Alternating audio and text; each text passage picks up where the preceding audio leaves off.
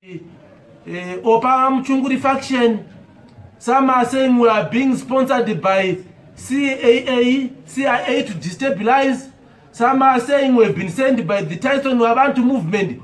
All sorts of issues. Saka gumbo riku Tyson Wabantu movement ruoko riku CIA. Musoro uri kune imwe movement do vanhu vari kunzi vari kuti manager. Vanhu vanofunga kuti hatina njere dzokufungawo zvakanaka. Tiri maromba asingazive chakanakira nyika. Tinofana kufungirwa nevamwe.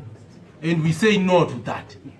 So this is why I called for this press conference. My brother is not around. You can check with him. Vanogona ku wondo airwiwe nenzira imwe cheteka. Inorwiwa nenzira dzakawanda. Because inini pandatoyewo pano ndine zvanachitoudzwawo kuti noukasvika pakamira zvakati ndikati andoenda. Saka ndiri pano kana pane zvinouya ndapedza. So any questions? Mukoma Blessed wekomhlanga. Yeah, sure. I just want to clarity from you. You appear to be blowing hot and cold because you appear to be saying that the president and his vice appear to be clean.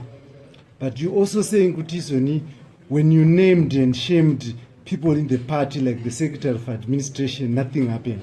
But now you have been suspended because you have named people who are outside the party and are corrupt. And we are suspended by the highest body in ZANU-PF. I know, say the highest decision-making body is Congress, but in between the highest decision-making body is Politburo. And this is the core of ZANU-PF that has suspended you for naming corrupt people outside the party. And these people who suspended you, who sit in that Politburo, is corrupt as those people that they are allegedly defending. Okay. Nditange nemi Mukoma Blessed. The supreme policy-making organ of the party in between congresses is not the Politburo. It is the Central Committee, where I was a member before I was procedurally suspended.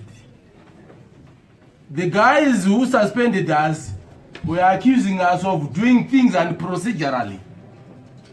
But they also continued to suspend us procedurally. But they should have arraigned us before a disciplinary committee to answer to allegations if there were any allegations. But they continued to suspend us. And zvinakana nebasa. But nyana andinoda kuti nditaure Mukoma Blessed ndeiyi. Hatina kususpendwa na president na vice president. The Politburo is not constituted na vamunangagwa na vachivenga aiwa. Why do you continue to concentrate on two individuals when a whole Politburo in even more than 20? Why not say, why are you asking me kuti president wako na vice president wari clean? Apana pakambotaura kuti vari clean. Antina. Neither did I say they are dirty. Not having mentioned them that they are corrupt doesn't mean kuti I didn't andina kutaura kuti vari ndataura kuti vari corrupt ora andina kutaura. Ndine vanhu vandakataura panapa handiti kuti ngana. Why are you then roping vamwe vanhu vatisina kudoma? If people have got evidence of the president being corrupt and the vice president being corrupt, we are not monopolizing this fight. You can come out and say, vanatsenenga mwakasirira pakati. Vari corrupt ndinhengi nanhengi. Tobatanidza kavako wavataura nevedu. Toita maonera pamwe. Handiti? Takasuspendwa ne Politburo yatola a collective decision. Though hayo isina mandate yokudaro zvaeni. but handimbozviapila because zvine basa rekuita position. I'm comfortable ndiri kunze. I had missed the independence of a card carrying member. Control imbichana kana usina chigaro. Haubvunzwe stereki. Unongonzi musiye amuziveri, unongo uchingoita uya unongo chidini, unongo uchiita. Vanhu vachitoti atakampedza, ungapedze munhu anenge inini nokundibvisa pachigaro. Haugonondinyaradza for 1 year eka. Mugabe tried it. And handina kunyarara. And kana nanhasi imi matouya kwete because kuna PC but because kuna Tseningam. Saka chigaro hachina basa. So I'm not going to be silenced for a whole year. I'll just push my issues and not believe in. So if anyone has got evidence yekuti kune vamwe vanhu vatakasiya, no, we have not cleared anyone. Hatina kumonopolize a fight. But chatiri kuramba ndechekuzama kuda kutipinza mufight yamuri kufunga kuti iripo pakati pavamunangagwa navachiwenga. Kana iripo endai munookera imimi. Musvika moiokera movaumbira mazamu avo movati kana ivo vachida kurwa voita sei vorwa. But isusu are not going to be part to that because hatisi kuiziva fight yani yacho. All we know is Zimbabweans must unite. All we know is corruption must fall. Simple.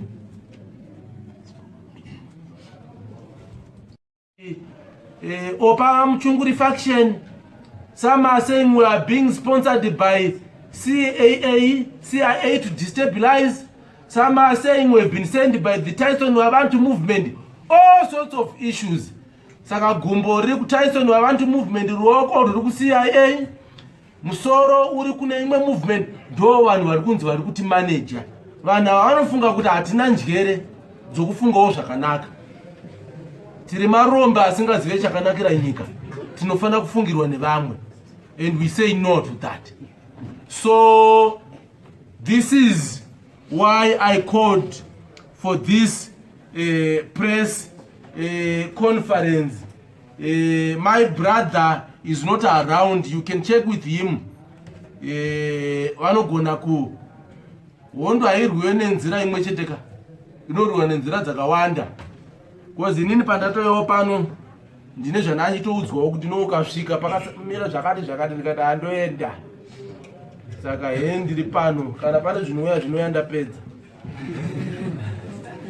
So any questions? Mukoma Blessed wekomhlanga. Yeah, sure. I just want to clarity from you.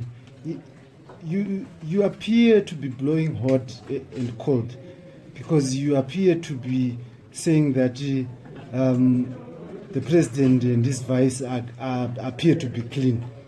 But you also saying, Kutisoni, when you named and shamed people in the party like the Secretary of Administration, nothing happened. But now you have been suspended because you have named people who are outside the party and are corrupt.